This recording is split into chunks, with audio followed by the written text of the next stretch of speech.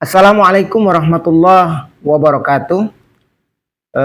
Anak-anak sekalian, kita akan melanjutkan pembelajaran kita dalam materi selanjutnya, yaitu pada sesi 3. Dalam hal ini, di sesi 3, Bapak akan mengarahkan kalian semua membentuk kelompok diskusi. Namun ini adalah bagian dari persiapan kita untuk melaksanakan diskusi kelas. Sementara sesi hari ini sebetulnya kita akan membahas tentang konsep Tuhan menurut pandangan agama Islam. Tapi sebelumnya saya akan membagi kelompok diskusi kelas, sehingga pada pertemuan yang akan datang kita akan melakukan diskusi kelas dari tema-tema yang sudah kita bagi. Maka teknisnya kita akan membuat makalah terlebih dahulu. Yang format makalah ini tentu adalah format biasa. Yang pertama tentu ada covernya, coper ya. Halaman judul. Kalau nggak ngerti coper, cover, halaman judul. Apa isinya? Yang pertama ada judul yang tertera di bagian depan. Lalu kemudian ada logo Universitas Sriwijaya. Walaupun Anda hobi kepada tim bola, tapi jangan kasih logo MU misalnya. Tapi logonya logo Unsri ya. Kemudian nama anggota kelompok dan NIM. Nah ini harus jelas, karena nama anggota kelompok dan NIM ini akan membuktikan keikutsertaan dalam melaksanakan tugas. Terus dosen pembimbing, kemudian lagi harus dipahami ini ada prodi ya, prodi, jurusan, fakultas, universitas, dan tahun. Nah ini pada bagian halaman depan. Kemudian langsung masuk pada pendahuluan, bab 1. Isi pendahuluan ini adalah latar belakang masalah. Jadi masalah yang akan dibahas itu ada latar belakang. Mengapa diangkat masalah ini? Menariknya di mana? Lalu kemudian di akhirnya Anda merumuskan masalah yang mau dibahas atau diselesaikan dalam diskusi ini. Lalu kemudian setelah itu Anda membuat pembahasan pada bab 2-nya. Apa isi pembahasan? Menjawab rumusan masalah yang sudah ditentukan pada bab 1. Sehingga ada bagian-bagian yang membahas, menyelesaikan yang merupakan jawaban dari masalah-masalah yang diangkat. Lain-lainnya itu bisa dikembangkan untuk memperluas jawaban-jawaban dari rumusan masalah. Dan yang bagian bab ketiga itu adalah penutup, saran, yang ini tentunya akan menyimpulkan makalah yang kalian buat. Nah dalam format berikutnya, maka jangan lupa menampilkan daftar pustaka. Daftar pustaka harus ada minimal 5 sumber. Hati-hati jangan sampai Anda melakukan copy paste ya. Hak orang lain lalu Anda copy paste, Anda bikin. Nah, mestinya Anda bisa mengambil itu sebagai sumbernya saja, referensi. Itu tidak masalah. Tapi jangan sampai plek punya orang diambil lalu dibuat makalah, apalagi tidak dibaca sama sekali. Begitu dibaca ternyata bahasa Melayu, bahasa Malaysia. Format yang harus dipatuhi dalam penulisan itu adalah ditulis dengan spasi 1,5 ya. Kemudian marginnya normal saja, ikuti ukuran yang ada di Word. Kertas A4. Nanti akan ada dicetak ya, fontnya 12 TNR, Times New Roman. Akan Anda cetak itu menjadi hard copy, yaitu akan menjadi bukti fisik ya, dikumpul ke saya. Dan itu sebagai bukti bahwa kelompok kalian sudah melaksanakan tugas dengan baik. Lanjut, ada tema yang kita akan bahas. Ada 8 tema ya dalam makalah ini. Judul boleh dikembangkan lagi atau spesifik. Jadi tawaran 8 ini adalah itu tema berdasarkan silabus kita. Yang pertama, konsep penciptaan manusia dalam Islam. Misalnya itu tema besarnya, Anda ambil judul perbandingan teori Darwin dan wahyu dalam penciptaan manusia. Jadi ini adalah teori perbandingan antara Al-Quran dan sains. Nah, itu contoh. Atau Anda mengambil contoh yang lain. Misalnya rekayasa genetika terhadap manusia menurut pandangan Islam. Rekayasa genetika ini kan banyak. Ada salah satunya cloning. Kemudian ada lagi yang kita kenal dengan inseminasi buatan. Jadi orang tanpa menikah bisa punya anak. Perempuan sehat itu ditanam sel sperma dari laki-laki yang lain, disuntikkan, dimasukkan ke rahimnya, bisa hamil tanpa ada hubungan sebadan.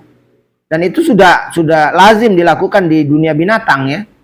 Tapi bagaimana bisa kalau itu diterapkan pada manusia? Apakah boleh atau tidak?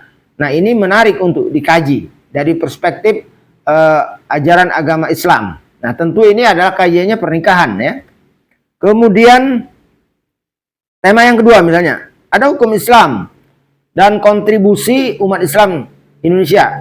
Kita ambil misalnya hukum pernikahan siri. Ya, pernikahan siri, pernikahan dini. Itu kan ada dua dimensi hukum yang dimainkan. Ada dimensi hukum positif yang dalam hal ini diatur oleh negara, ada yang dimainkan dimensi hukum Islamnya. Bagaimana kedua hukum ini melihat objek yang sama dalam menerapkan hukumnya. Oke, yang ketiga, ada tema etika moral dan akhlak. Etika moral dan akhlak ini bisa Anda ambil judul LGBT, kemudian narkoba, free sex, kehidupan seks bebas ya. Banyak sekali. Jadi hal-hal yang berkaitan dengan etika moral itu bisa diangkat. Itu tema besarnya. Tapi judul bisa dikembangkan. Kemudian pada tema iptek dan seni, Anda mau mengambil ipteknya saja bisa. Mau mengambil seninya juga bisa. Satu persatu. Misalnya ipteknya adalah teknologi tapi sudut pandangnya Islam. Misalnya seni tato misalnya. Seni tato. Boleh nggak tato itu menurut pandangan Islam? Itu seninya. Tapi kalau ingin dua-duanya misalnya teknologi kecantikan dalam pandangan Islam. Nah, di situ yang dikaji misalnya operasi plastik, sulam alis, mencukur alis ya, macam-macam bisa dilakukan banyak kajian tentang itu. Tapi itu menggabungkan antara iptek dan seni. Tema yang kelima, kerukunan umat beragama. Anda bisa ambil kasus yang ada di dalam negeri, di Indonesia atau di luar negeri, atau konsep sebuah kerukunan dari sebuah perbedaan. Misalnya hubungan asmara beda agama, lalu menikah, itu bagaimana dalam pandangan Islam? Nah, jadi kemudian ekonomi Islam. Nah, ekonomi Islam ini juga luas kajiannya. Anda bisa mengambil misalnya jual beli online sekarang nih, atau ada pinjaman online, pinjol ya, itu lagi tren. Kredit ya, kredit arisan, itu gimana sebetulnya dalam pandangan Islam? Atau antara bank konvensional dengan bank syariah. Nah, ini bagaimana pemahamannya? Apa bedanya sebetulnya bank konvensional dengan bank syariah? Banyak lagi yang lain. Anda bisa kembangkan itu. Kemudian kebudayaan Islam. Bisa diambil sejarahnya, atau Anda mengambil hal yang terjadi sekarang. Budaya, misalnya budaya berpakaian, atau budaya-budaya barat yang masuk ke kita, bagaimana menyikapinya. Atau sesuatu yang bersifat sejarah. Misalnya sejarah arsitektur, atau kebudayaan Islam kontemporer yang sekarang misalnya kaligrafi. Bagaimana kaligrafi itu dikaji dari sisi kebudayaan Islam. Yang terakhir, politik Islam. Ini politik Islam ini hal yang tidak pernah habis. Selagi dunia ini masih belum kiamat, maka politik ini tetap akan dibahas. Dan Islam, anak-anak sekalian, adalah agama yang tidak meninggalkan politik, karena politik ini bagian dari ajaran agama. Salah ketika kita mengatakan bahwa politik itu urusan dunia, agama itu urusan akhirat. Politik tidak masuk agama, agama tidak bisa masuk politik. Itu yang disebut dengan paham sekulerisme. Yang itulah yang diharapkan oleh orang-orang kafir agar kita umat Islam ini tidak ikut-ikutan. Sehingga ketika politik tidak kita ikuti, maka kekuasaan tidak kita dapatkan. Jadi ini adalah salah satu trik siasat orang untuk menguasai umat Islam. Maka sebetulnya kita tidak begitu tanggapannya, bahwa dunia politik itu adalah dunia ajaran Islam, yang kita harus memberikan warna terhadap politik yang ada di tanah air atau internasional sekalipun. Dan kemudian kalau semuanya sudah selesai, maka nanti kita akan melakukan diskusi kelas dengan rangkaian acara. Pertama kita butuh satu orang moderator. Pilih moderator ini yang ngomongnya oke lah gitu, lancar, jelas, kemudian tertata. Karena ini dibutuhkan sebagai moderator, orang yang bisa mengatur jalannya diskusi. Diskusi itu bisa hidup kalau moderatornya bisa membangkitkan semangat diskusinya. Dia tidak membela ke siapa-siapa, tapi dia berupaya untuk menjadi penengah, ya. Tapi dalam konteks ini moderator bisa memberikan jawaban karena kita tidak dalam rangka perdebatan, tapi dalam rangka mendiskusikan. Kalaupun ada perdebatan, dia tetap pada posisi tengah, artinya menjadi wasit lah di dalam mengatur alur ide dan percakapan. Namun sebelum presentasi ada dibacakan ayat suci Al-Quran, maka butuh seorang untuk petugas baca Al-Quran.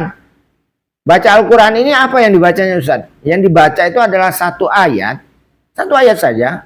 Ya kira-kira aja, kalau memang pendek ya mungkin 2 ayat. Yang punya keterkaitan dengan tema yang diangkat. Karena perspektif Islam rasanya tidak ada yang tidak lepas dari ayat Al-Quran. Maka Anda bacakan ayat itu lalu terjemahkan. Nah baru masuk pada pemaparan atau narasumber. Narasumber bisa lebih dari 1 orang, bisa 2, bisa 3. Tinggal berbagi peran aja. Tanya jawab dipandu moderator. Boleh 2 sesi kalau ada cukup waktu, tapi yang pasti 1 sesi, 2 penanya. Lalu penanya ini nanti akan memperdalam materi yang disampaikan oleh kelompok yang bertugas. Lalu kesimpulan yang disampaikan oleh moderator sebagai kesimpulan diskusi. Lalu ditutup. Nah setelah ditutup nanti dosen saya akan membahas bersama kalian tentang apa yang menjadi isu yang berkembang dalam diskusi kita pada hari itu. Lalu dosen juga akan menambahkan beberapa yang menjadi pesan-pesan di dalam materi yang sedang kita pelajari. Perlu beberapa hal yang diperhatikan, harus membuat file PDF ya, format makalah, yaitu dikumpulkan pada e-learning. Sesi yang sudah saya siapkan dan sesi yang ketiga itu bisa dikumpul di sana. Tapi ketika mau maju makalah atau presentasi juga harus dicetak hard copy-nya sebagai bukti fisik bahwa Anda sudah buat. Termasuk PPT-nya, PowerPoint. Jadi Anda presentasi menggunakan PowerPoint karena ini sudah zamannya dan saya yakin Anda pasti bisa. Sekian, terima kasih. Ini penjelasan, mudah-mudahan dapat dimengerti. Selamat melaksanakan tugas dan setiap kelompok nanti akan mempresentasikan bergilir dari kelompok 1 dari minggu pertama, kedua dan ketiga, kecuali nanti akan ada informasi bahwa kita ada kuliah berjamaah. Terima kasih. Wassalamualaikum warahmatullahi wabarakatuh.